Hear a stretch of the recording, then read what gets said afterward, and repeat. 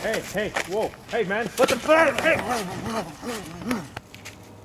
I don't want a problem, man. I don't want a problem. Look. Well, maybe I don't give a shit. Yeah, what you want. Well, look, man, I don't want a problem, okay, man? I'm just trying to do my own I thing. don't fucking care what you want. Do something then. But I don't want to do anything, man. Yeah, Sorry, you man. don't want to do that. What's your problem, man? Like, just leave me alone. Like, hey. Everybody, welcome to today's tactical tip.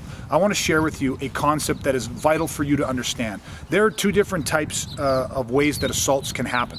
They are engaged and they are disengaged. And it is so important for you to understand. So we started this off with a video.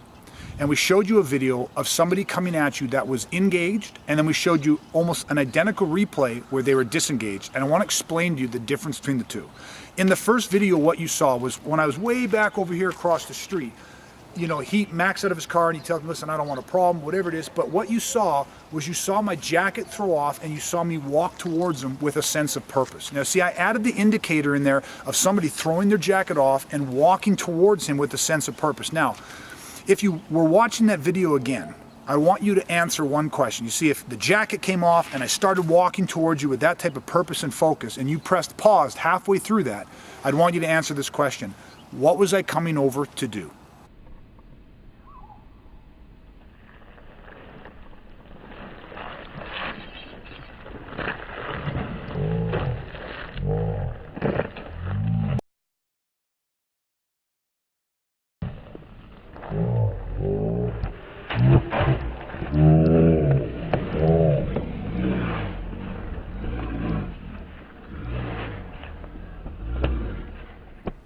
Now, every single person watching this video probably had the same answer come to their mind. He's coming to attack you. He's coming to hit. He's coming to get you.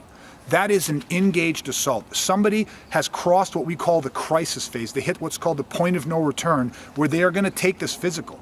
And see, if you actually have an understanding that assaults are going to start in one of two ways, either engaged or disengaged, and you have the pre-threat cues, if you understand to read body language, behavior patterns, and interpersonal communication. Those are the three indicators that'll tell you where these people are at in escalation. So let's just make this real simple.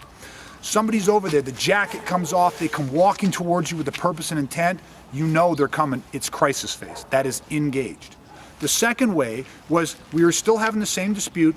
He tells me he doesn't want a problem, but this time the jacket didn't come off. This time I walk over. I'm obviously still upset. I'm posturing. You can see it in my face and body language, but it's different indicators.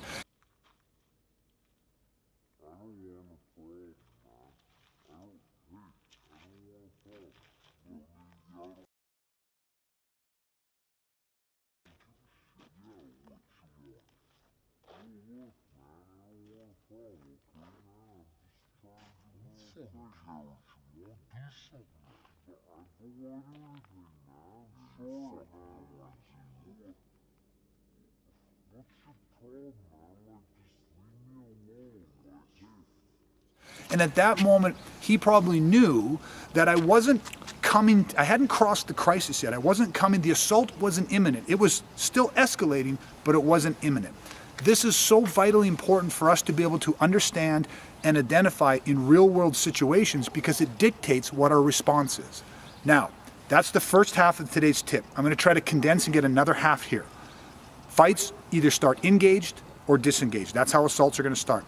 The second, I'm going to show you two more videos, but I'm going to show you a tactic that Mac does that increases his odds of survival and decreases what I can do. Now, let's watch the first video. You're going to see me coming over engaged, and I want you to watch what he does.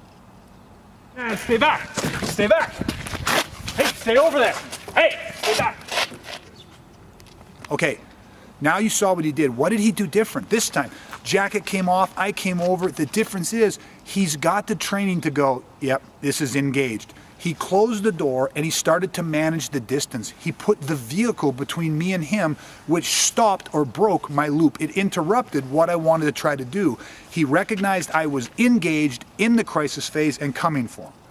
On the second video I'm going to show you now, I want you to see what he does when it's disengaged.